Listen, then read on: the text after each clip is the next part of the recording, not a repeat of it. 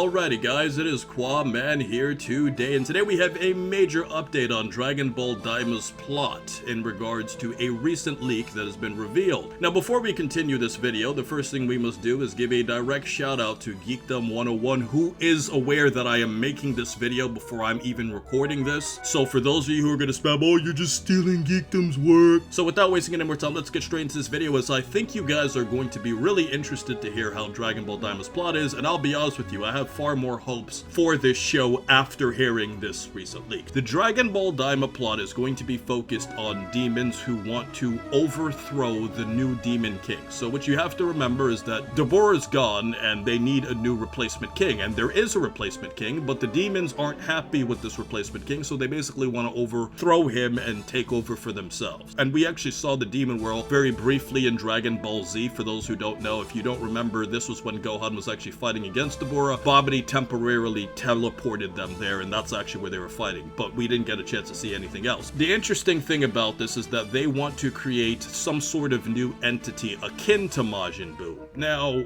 obviously, for those who don't know, whenever you hear the word Ma in Dragon Ball, like think about Ma Jr., Piccolo Daimao, whenever you hear the words Daima, every time you think of the word Ma, think of demon or think of evil. I'm giving an extreme oversimplification of it. Ironically, it's kind of similar to English Latin-esque words that use like malware, you know, or malicious, or malo if you're using Spanish. I have a lot of days on Duolingo, so I'm aware of this. So whenever you hear the word Ma, just think of demon. So in Dragon Ball, we have something called the Kaioshin. If you translate that literally, it's like the evil Kaioshin who have like their own realm. So what you have to understand is that there's like a separate world between the Kaioshin and what we also have with the upper world, or the planet of the Kais, so on and so forth, where the Kais rule. They're basically like two separate worlds in the Dragon Ball universe of Universe 7. And all of this is to basically just give you a very quick summary as to what the overall plot is. So basically what's going to be happening in this plot is that Goku and the Supreme Kai are going to get involved in this, and I'll be honest with you, the only question mark I have about the plot here is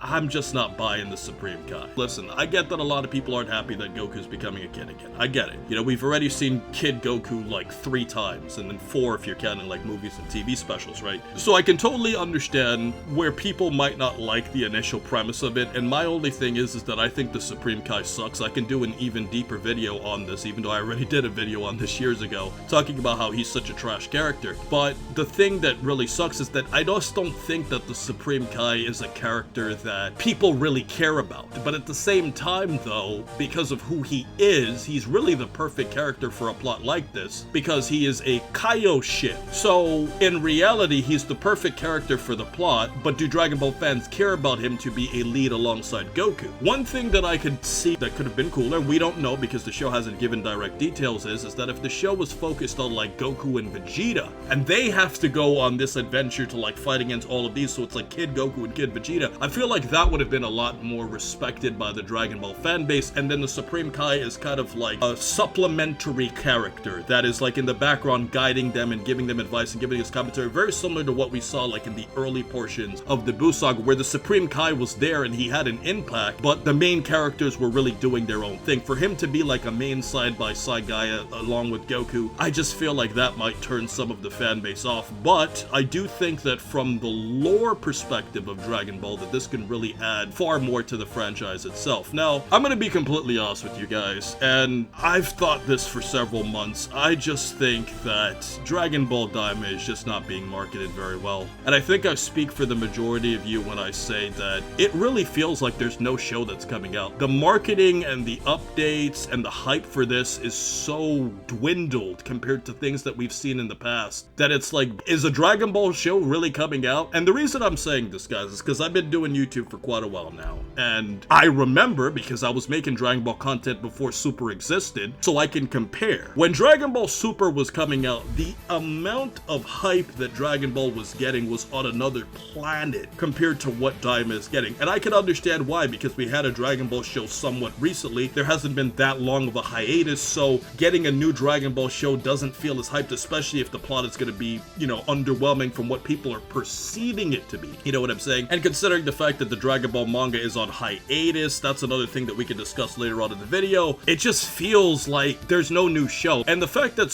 Sparking Zero, right? And this is gonna sound crazy. It's a video game that's had a lot of hype. But the thing is that Sparking Zero is getting so much hype, and this is a video game. We're talking about a completely new show is coming to Dragon Ball that can potentially spawn new things that can be added in future games. Like, it's always the shows that come first because the show produces games and produces new content. And it just feels like Dragon Ball Daima is completely invisible. Like, if you were to told me that Dragon Ball Daima is coming out in a few months, I'd be like, really? Because, like, it just doesn't feel like that. And I really just had to get those points out. Because I feel like a lot of you definitely feel that same way about this. And I feel like creating this new entity could be really cool. But if the show's going to be focused on Goku and the Supreme Kai, I just want to see the other characters have more involvement, and if the other characters have involvement, that's going to be great. If it's just going to be mostly focused on Goku and the Supreme Kai, kind of akin to Goku starting off the original Dragon Ball series in sort of a two-person role with himself and Bulma, I just think that that might be something that can turn people off. And obviously, it's going to be more kid-friendly, and censorship standards have also gotten a lot more strict over the years as compared to even when Dragon Ball Super came out. So if you thought Dragon Ball Super was censored, I mean, man, like, this is gonna be something that I don't think a lot of OG fans may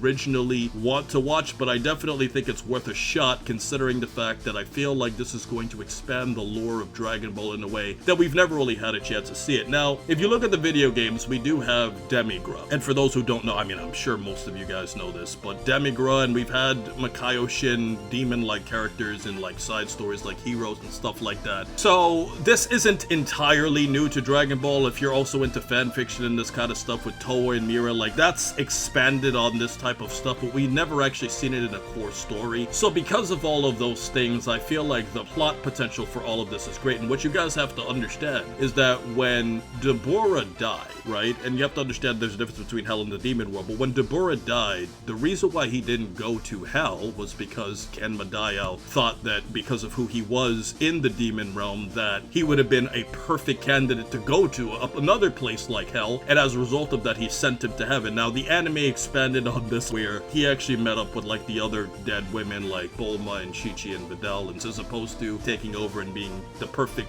devil of the show there. Now, one more thing I want to talk to you guys about in this video before I close out here is the Dragon Ball manga. The Dragon Ball fan base really just wants to see the last two arcs of the well, I guess technically three, but because you have to now count like the superhero arc that turned the entire movie into like an entire subset of manga chapters that had its own arc, so I guess technically it would be three now. But if you're looking at the super manga, when we look at the Moro arc, which I personally think is the best arc in Dragon Ball Super, and then when you look at the Granola arc, which you could argue is probably the second or third, even though it had its own problems, I feel like those two arcs, at least from an entertainment point of view, would be fantastic to add to the Dragon Ball franchise. And Ultra Ego and Ultra Instinct being animated more would definitely get fans' interest far more, because of the fact that Ultra Instinct was something we barely saw in Dragon Ball because it only happened within the last dozen episodes of the entire show, and Ultra Ego didn't even exist within the Dragon Ball Super anime. So as a result of it, I feel like seeing Goku and Vegeta expand so much and fighting new villains, I mean, some of those Granola fights were amazing even in the manga, so if we had an anime adaptation of those, that would be even better. Those arcs itself can definitely add anime exclusive content that could really get people's interest all over again. I still feel like animating Dragon Ball Super would be far better, but because of what Dragon Ball Daima is trying to do, I will say that I think we should give it a chance, because at least it's going to be a completely original